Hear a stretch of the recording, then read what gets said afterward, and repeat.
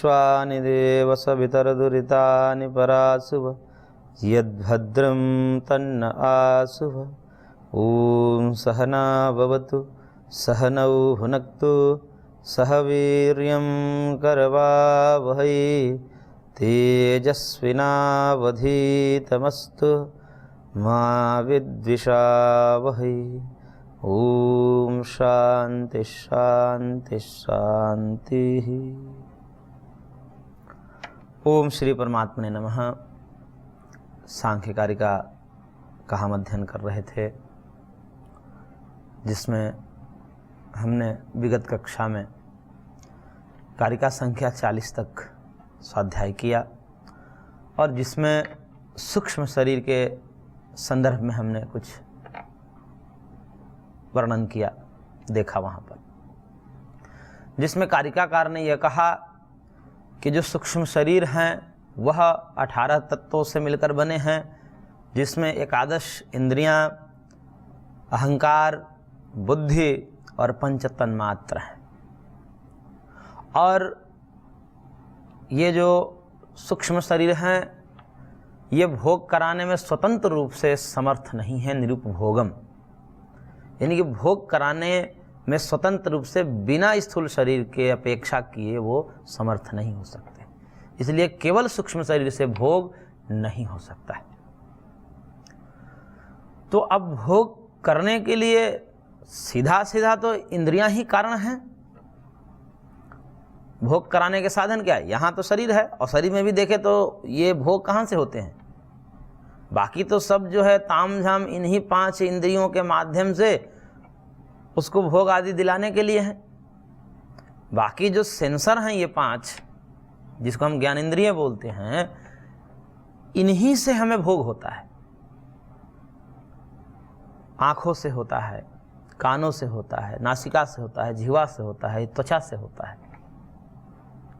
इन्हीं से हमें जो है भोग होता है।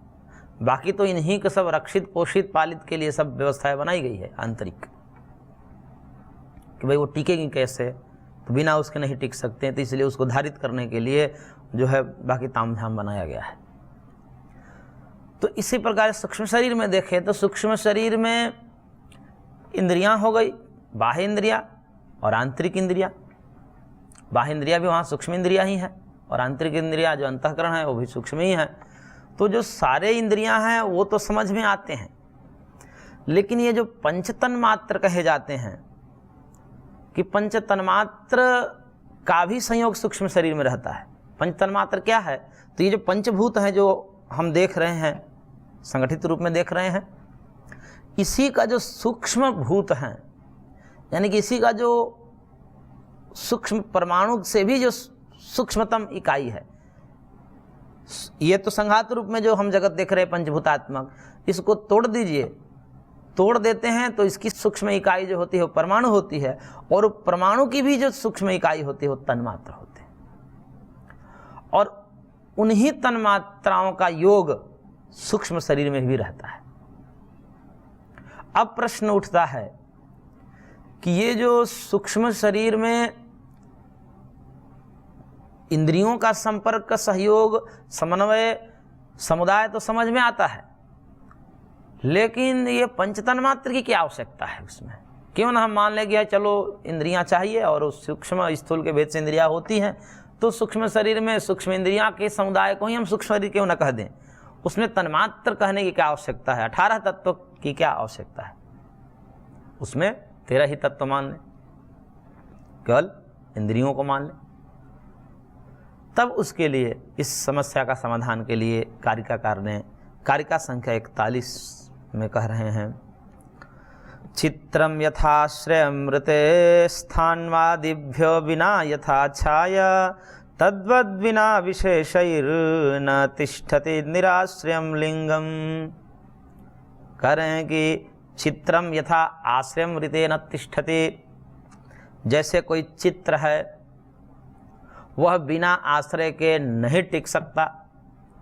कोई भी चित्र हम बना रहे हैं, कुछ कागज, कपड़ा अथवा दीवार कुछ तो चाहिए। बिना आश्रय के, बिना वस्त्र, कागज, दीवार आदि के आश्रय के वह चित्र नहीं टिक सकता। तो जिस प्रकार से बिना आश्रय का चित्र नहीं टिक सकता, और एक उदाहरण दिया, यथा छाया स्थाणु आदिभ्य बिना न तिष्ठति। जैसे छाया है, तो छाया बिना स्थाणु, स्थाणु का मतलब खूंटा आदि, बिना लकड़ी आदि के बिना वो लकड़ी की छाया नहीं हो सकती। यानी कि छाया टिकी हुई है तो वो स्थाणु पर टिकी हुई है। चित्र जो टिका हुआ है वह किस पर टिका हुआ है? वह किसी वस्त्र, दीवार इत्यादि के सहारे से टिका हुआ है। तो जिस प्रकार से चित्र बिना आश्रय के और छाया बिना आश्रय के नहीं रह सकती, तद्वत् उसी के समान अविशेषैः बिना निराश्रयम् लिंगम न विद्यते न तिष्ठति। वैसे ही ये जो अविशेष हैं, तन्मात्र को अविशेष बोलते हैं, तो ये जो अविशेष हैं, उन अविशेषों के बिना यह जो सूक्ष्म शरीर जिसको हम करणों के समुदाय के रूप में देखते हैं वो नहीं टिक सकते। उनके लिए भी कोई एक आधार चाहिए। जिस प्रकार से यहाँ पर स्थूल शरीर में स्थूल अंगों को, स्थूल गोलक के सहारे से ही वो सूक्ष्म इंद्रियां अपने कार्य करने में समर्थ होती है, उसी प्रकार जब आवागमन कर रही है उस समय भी तो कोई आधार चाहिए उसको। बिना आधार को कैसे टिकेगी? तो वहाँ पर आधार तन्मात्र बनते हैं। वहाँ पंच तन्मात्र जो हैं, जिसको गंध तन्मात्र, रूप तन्मात्र, रस तन्मात्र, स्पर्श तन्मात्र और शब्द तन्मात्र, ये 5 तन्मात्र हैं। इन्हीं के सहारे ये सारे करण टिकते हैं, नहीं तो ये बिखर जाएंगे, ये कहाँ टिक पाएंगे, इनका कोई आश्रय ही नहीं रहेगा। तो इस कारण से पंच तन्मात्र रूपी जो अविशेष हैं, उन अविशेषों के बिना भी यह सूक्ष्म शरीर जो करणों का समुदाय है ये नहीं टिक सकते। ये वैसे ही नहीं टिक सकते जैसे चित्र बिना आश्रय का नहीं टिक सकता और छाया बिना आश्रय का नहीं टिक सकती। तो इसलिए सूक्ष्म शरीरों में इन तन्मात्राओं का सहयोग आवश्यक है, अपेक्षित है। तो इस कारिका में ये कारिकाकार ने कहा। अब सूक्ष्म शरीर का संसरण और उसकी नाना रूपता को बता रहे हैं। कारिका संख्या 42। पुरुषार्थ हेतुकमिदं निमित्त नैमित्तिक प्रसंगेन प्रकृतेरविभुत्व योगान् नट्वद्विवतिष्ठते लिंगम।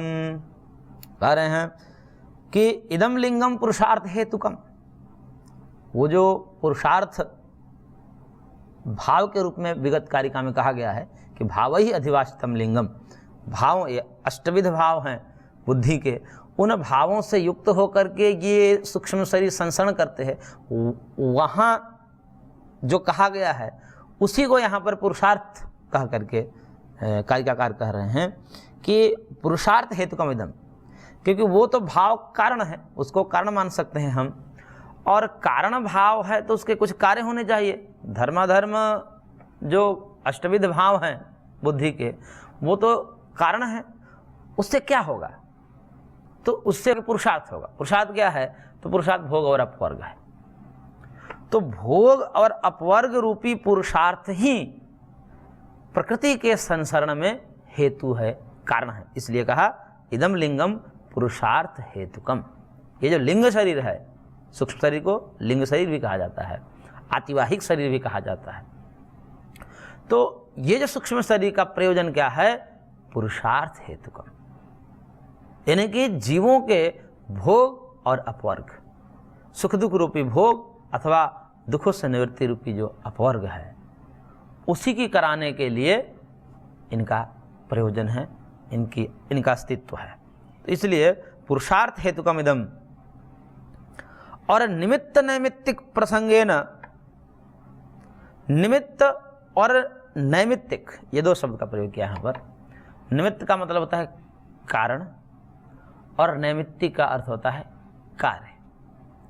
तो कारण और कार्य से युक्त होकर के, यानी कि कारण और कार्य के प्रसंगों से प्रकृति क्या है, तो उसके लिए कहा कि प्रकृति है विभुत्व योगात्।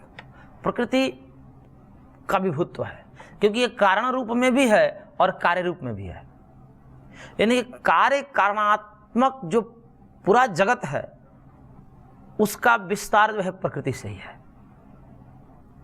या यूं कहे कि प्रकृति ही कारण और कार्य के रूप में विस्तृत है। जहां भी हम कारण कार्य के रूप में देखते हैं विस्तार जगत का, वो सब प्रकृति का ही देन है। तो प्रकृति ही कारण और कार्य के रूप में फैली हुई है, और इसका कहाँ तक कोई सीमा है? जो मूल प्रकृति सत्व रजतम है, इनकी कोई सीमा है? तो करेंगे कोई सीमा नहीं है इसकी। विभुत्व योग, ये विभु हैं। विभु का मतलब व्यापक है, सर्वव्यापक। इसलिए वेदांत दर्शन में तो प्रकृति को ब्रह्म की शक्ति माना जाता है। प्रकृति जो है, सत्वरजतम जो है, माया जो है, वो ब्रह्म की शक्ति है। और शक्तिमान ब्रह्म है। शक्ति से जब युक्त हो गया तो शक्तिमान ब्रह्म हो गया।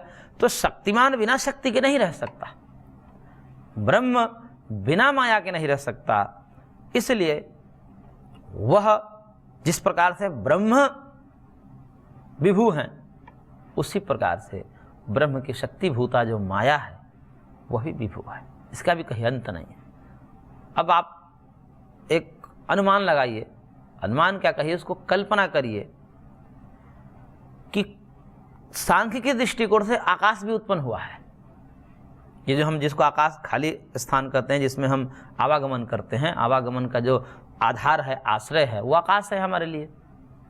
और आकाश भी सांख्य के दृष्टिकोण से उत्पन्न हुआ है। इसके भी अवयव होते हैं, भले हमारे पकड़ में नहीं आते, लेकिन अवयव होते हैं। और कुछ वैज्ञानिकों ने तो यहाँ तक भी परिकल्पना की कि इस ब्रह्मांड में स्पेस बढ़ रहा है, यानी कि स्पेस क्रिएट हो रहा है, ऐसा कहते हैं। तो स्पेस क्रिएट कैसे हो रहा है? क्रिएट का मतलब कि बन रहा है तभी तो, और बनना चाहिए तभी संभव हो सकता है कि जब उसके कुछ अवयव हैं, वो कुछ क्रिया करके फिर एक नया खाली स्थान दे रहे हैं। यानी कि खाली स्थान जो है, जिसको हम ये अवकाश कहते हैं, वो बढ़ रहा है अंतरिक्ष में। अब बढ़ रहा है का मतलब बन रहा है, यही तो होगा, संवर्धित हो रहा है। और जब संवर्धित होगा तो अवयवों के संयोग से ही तो होगा, लेकिन वो चीजें बुद्धि में पकड़ में नहीं आती। सांख्य के दृष्टिकोण से वो सही बात है कि अवयव हैं इसके। अब इस आकाश की, यानी कि खाली स्थान की, अभी तक अंत नहीं पाया गया कि खाली स्थान जाते जाए, जाते जाए, जाते जाए, जाते जाए। भले ही अंधकार हो, लेकिन वो जाने की क्रिया खत्म नहीं होती। आप आकाश में उड़िए या कोई भी यंत्र भेजिए, आपके ऊर्जा खत्म हो जाएंगे, लेकिन जगह खत्म नहीं होगी। ऐसा नहीं होगा भाई यहाँ पर आकर के बस अब आगे रास्ता नहीं है, ऐसा नहीं हो सकता। अवकाश अनंत है, जाते जाइए, आपकी ऊर्जा खत्म हो जाएगी, शक्ति सामर्थ्य खत्म हो जाएगा, लेकिन वो अवकाश नहीं खत्म होगा। और अवकाश जो है, ये आकाश, ये भी कार्य है। तो आप समझिए कि जब कार्य का ही अंत नहीं है तो कारण का अंत कहां से होगा? कार्य की अपेक्षा से कारण व्यापक होता है। जैसे घट की अपेक्षा से मिट्टी विस्तृत होगी। मिट्टी कारण है और घट कार्य है। जितने मात्रा में घट स्थान घेरता है, उसकी अपेक्षा से मिट्टी जो होगी वो तो विस्तृत होगी ना, क्योंकि जहाँ से मिट्टी लाए हैं, घट बनाए हैं, तो वो अधिष्ठान जो मिट्टी का है, वो धरती है, वो तो उसकी अपेक्षा, घट की अपेक्षा से ज़्यादा स्थान घेरेगी। ऐसे ही ये जो कार्य द्रव्य आकाश है, इसकी अपेक्षा से इसके जो कारण मूल प्रकृति है, मूल रूपेण माने तो वो कितनी विस्तृत होगी। जब कार्य का ही अंत नहीं है तो कारण का अंत कहाँ से होगा? इसीलिए कारिकाकार ने तो भाव लिया है महर्षि कपिल से ही, क्योंकि महर्षि कपिल के ही सिद्धांत की व्याख्या करते हैं। तो महर्षि कपिल ने एक सूत्र दिया और कहा कि सर्वत्र कार्य दर्शनात् विभुत्वम। ये कार्य जो है सर्वत्र देखे जाने से, ये कार्य का कहीं अंत ही नहीं है। इसलिए जब सर्वत्र देखा जा रहा है, सब जगह कार्य ही कार्य है, इसका कहीं अंत नहीं है, तो इसके कारणभूता जो प्रकृति है, हम उसको अंत कैसे माने? इसलिए प्रकृति क्या है? विभु है, व्यापी है। तो इस व्यापक योग होने से, और वही प्रकृति शरीर रूप में, चाहे वो सूक्ष्म शरीर हो अथवा स्थूल शरीर हो, उस रूप में प्रकट हो जाती है, उसको बना देती है। वो सब प्रकृति की ही सब संरचना है, प्रकृति ही सब करती है। वही प्रकृति यहाँ से उठा करके सूक्ष्म शरीर को ले जा करके दूसरे स्थूल शरीर में डाल देती है, फिर वहाँ से उठा करके फिर कहीं और किसी दूसरे देश में वो जा करके गर्भ में डाल देती है। अब हो सकता है आगे इसका बताएंगे, कोई देश कितना बड़ा हो सकता है, कोई यही लोक नहीं दूसरे लोक में भी डाल सकता है। तो कहते हैं ये सब कैसे हो जाता है, तो कह रहे हैं कि प्रकृति की विभुता के कारण हो जाता है। प्रकृति इतनी व्यापक है, उसका प्रसार सब जगह है और सब जगह वही कार्य करती है भगवान की माया शक्ति, और उसी के द्वारा इस सब संरचनाएं होती है। जहाँ भी जाना हो, शरीर का निर्माण करना हो, जहाँ भी जाना हो, भोग प्रदान करना हो, और वहाँ धर्माधर्म के अनुरूप उनको सुख दुख प्रदान करना हो, सुख दुख के विषय देने हो, सब प्रकृति की ही संरचना है। बड़ी गजब की संरचना, विलक्षण, अद्भुत है। बस हम पढ़ करके ही वो करते हैं कि अचंभित हो जाते हैं, कैसा है, किस प्रकार से वो करती है, तो बहुत रहस्य ही है अभी तक। तो करें कि एक ही प्रकृति कैसे कैसे भाई कर लेती है। वही प्रकृति कहते हैं कि एक शरीर को धारण कराई, और वही प्रकृति जो है दूसरे शरीर में जाकर के, अब दूसरा शरीर तो केवल उसी जैसा थोड़ी होगा। पूर्व में मान लीजिए कि मनुष्य था, कुकर में ऐसा कर दिया, अधर्म कर दिया, और उसको जो है पशु योनि मिल गया। और वही प्रकृति यहाँ पर मनुष्य का शरीर बनाई, वही प्रकृति वहाँ पर कुत्ते बिलार आदि की जो है शरीर बना देगी। वही प्रकृति जो है कीड़े मकोड़े के भी शरीर बना देगी, और उसके साथ सूक्ष्म शरीर को जोड़ देगी। ये सब प्रकृति का खेल है, परमात्मा की प्रेरणा से ही, लेकिन सब करती प्रकृति है। भगवान तो बस संकल्प करते हैं, सब काम प्रकृति करती है भगवान की प्रेरणा से।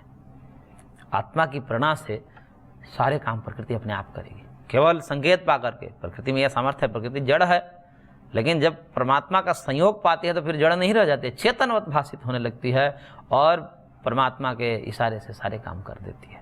फिर परमात्मा को कुछ न करना नहीं होता है, परमात्मा को बस संकल्प करना होता है। एको हम बहुत श्याम, ऐसा करके इतना ही संकल्प होगा, बस सृष्टि में संरचना होने लगती है धड़ाधड़। अब वो कैसे होती है, वो प्रकृति के अपने स्वभाव के कारण होता है। तो इस प्रकार से इसके लिए एक दृष्टांत दिया कि यह जो प्रकृति कार्य कारण के रूप में, यानी कि निमित्त नैमित्तिक के प्रसंग से नाना रूप में कैसे हो जाती है, कि वही प्रकृति जो है यहाँ पर मनुष्य शरीर दिलाई, वही प्रकृति जो है कहीं पशु पक्षी की शरीर दिला रही है, वही प्रकृति जो है कहीं देवता के शरीर भी दिला देगी। इस प्रकार से ये इसका नानात्व कैसे है, तो कह रहे हैं कि नटवद व्यवतिष्ठते लिंगम, जैसे नट मतलब नाट्यकार जो नाटक करता है, मंचन करता है, वो नट जिस प्रकार से एक ही नट रहता है और अलग अलग प्रसंग से, प्रसंग राजा के है तो वो नट उस समय राजा बनकर आ जाएगा। प्रसंग कुछ देर बाद यदि दास का हो जा रहा है, वो दास भी बन जाता है। प्रसंग किसी साधु का है तो वही नट साधु बन करके आकर उपदेश भी देने लगता है। तो उसमें ये सामर्थ्य है, क्योंकि नट में ये सामर्थ्य है कि वो सब पात्र को मंचन कर सकता है, ये सामर्थ्य है उसमें। इस सामर्थ्य के कारण से वह नाना रूपों में भाषित होने लगता है।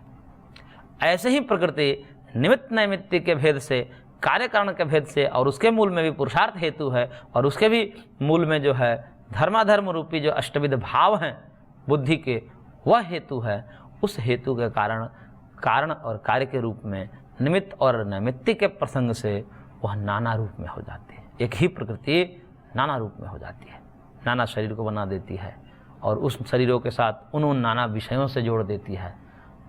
तो इस प्रकार से सूक्ष्म शरीर का संसरण होता है, और इसकी नाना रूपता होती है। इसमें पुरुषार्थ, भोग और अपवर्ग हेतु है, और उसके भी मूल में देखा जाए तो धर्म अधर्म रूपी जो कर्माशय हैं, जिसको अष्टविध भाव बोलेंगे बुद्धि के, भाव ही अधिवासितम लिंगम जिसको पूर्व कारिका में कहा, वही कारण है।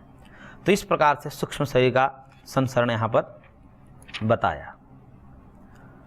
अब थोड़ा सा जो अष्टविध भाव हैं, उन भावों का थोड़ा सा विवेचन कर रहे हैं कारिका संख्या 43 में, और कह रहे हैं सांसिद्धिका स्वभावाः प्राकृतिका वैकृतिकाश्च धर्माद्याः दृष्टाकरणाश्रयिणः कार्याश्रयिणस्य कललाद्याः। कह रहे हैं कि धर्माद्यः भावाः सांसिद्धिकाः वैकृतिकाश्च करण आश्रयिणः।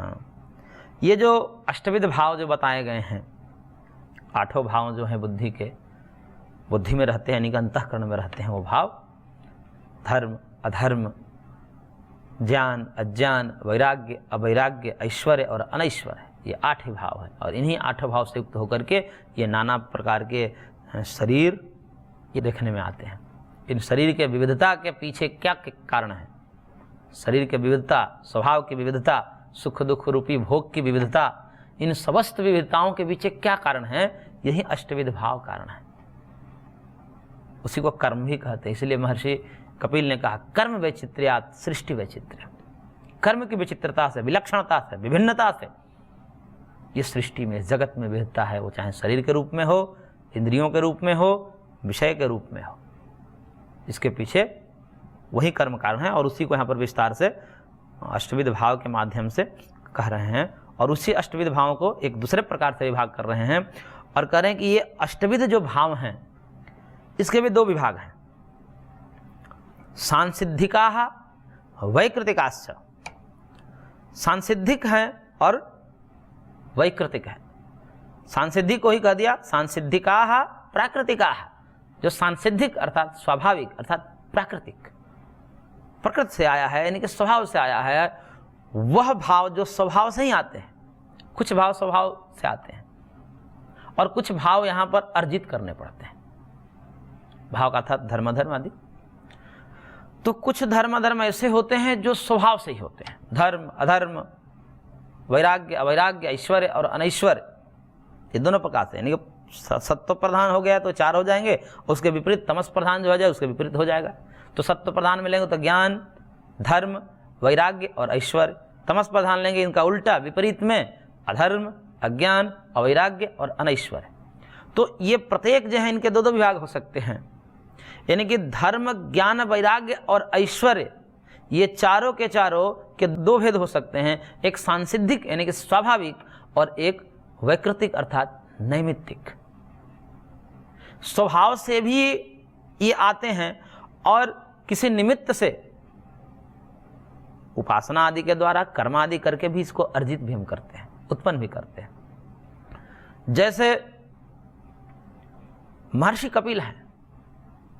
महर्षि कपिल को कहा जाता है कि वो धर्म, ज्ञान, वैराग्य और ऐश्वर्य को स्वाभाविक लेकर ही उत्पन्न हुए हैं। यानी कि वो स्वभाव से ही सिद्ध हैं, स्वभाव से ही वो ज्ञानवान हैं, स्वभाव से ही वो धर्मनिष्ठ है। उनको धर्म कमाए नहीं उन्होंने, वो स्वभाव से ही है। एक धर्म का मतलब कि जिस प्रकार का धर्म उन्होंने कमाया है वो धर्म उनके स्वभाव में है, स्वभाव को लेकर ही उत्पन्न होते हैं। और बाकी जो होते हैं हम इस जन्म में अर्जित करके, उसको परिष्कृत करके हम उससे कुछ विशेष लाभ लेते हैं, उसमें परिश्रम लगता है। तो जो स्वाभाविक हैं, सांसिद्धिक हैं, जिसको प्राकृतिक कहा कारिका में, तो जो प्राकृतिक भाव हैं वह देव और महर्षियों का है, जो स्वभाव से लेकर के जन्म सिद्ध जिसे कहते हैं कि वो जन्म से ही लेकर आते हैं। जैसे वामदेव हैं, सुखदेव महर्षि हैं, महर्षि कपिल हैं, ये जो ऋषि हैं ये सब सांसिद्धिक इनके धर्म हैं, सांसिद्धिक ज्ञान हैं, सांसिद्धिक ऐश्वर्य हैं और सांसिद्धिक इनका वैराग्य है। ये किसी निमित्त से नहीं हुआ है। हमें ज्ञान होता है किसी निमित्त से, भाई गुरु ने हमें बताया समझाया, हमें ज्ञान हो गया। हम जगत में दुख को देखे, हमें वैराग्य हो गया, दुखों को देखकर हमें वैराग्य हुआ। पहले वैराग्य नहीं था, पहले हमें लिप्त थे, अब वैराग्य उत्पन्न हो गया। तो हमें ऐसा होता है, लेकिन इन महर्षियों को ऐसा नहीं होता है, वो स्वभाव से ऐसे होते हैं। तो इसलिए इन चारों भावों को, जो सत्व प्रधान हैं या नीचे वाले को भी कह सकते हैं, दोनों जो भाव हैं, चाहे वो सत्व प्रधान वाले हो या तमस प्रधान वाले हो, दोनों भाव सांसिद्धिक होते हैं। तो देव और महर्षियों में तो ये सांसिद्धिक होते हैं, और कुछ दुष्ट राक्षस ऐसे होते हैं जो दुष्टता लेकर ही आते हैं, उनके स्वभाव में ही अधर्म है, उनको कुछ भी समझा लो, वो बनने वाले नहीं होते हैं। तो वैसे भी लोग होते हैं, दुर्योधन आदि जैसे, इनको कितने समझाया गया, ऐसा नहीं था कि वहाँ पर ज्ञान की कोई कमी थी। जहाँ धर्मराज युधिष्ठिर पढ़े थे उसी गुरुकुल में, उसी गुरु से वो भी पढ़ा था, लेकिन कुछ पल्ले नहीं पड़ा। क्यों? क्योंकि वो अधर्म को ही लेकर आया था। हमें लगता है कि उसके अंदर सांसिद्धिक अधर्म है, स्वाभाविक अधर्म है, उसका अब कुछ नहीं हो सकता। ऐसे व्यक्तियों का कुछ नहीं हो सकता, वो उसी में रहेंगे, उसी में मर जाएंगे।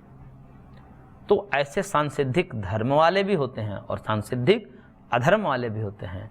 और इसी प्रकार नैमित्तिक अर्थात किसी कारण से वह धर्म आदि उत्पन्न भी होते हैं, और धर्म हो अथवा अधर्म हो वो दोनों उत्पन्न होते हैं। तो इसका और विस्तार जो हम आगे करेंगे।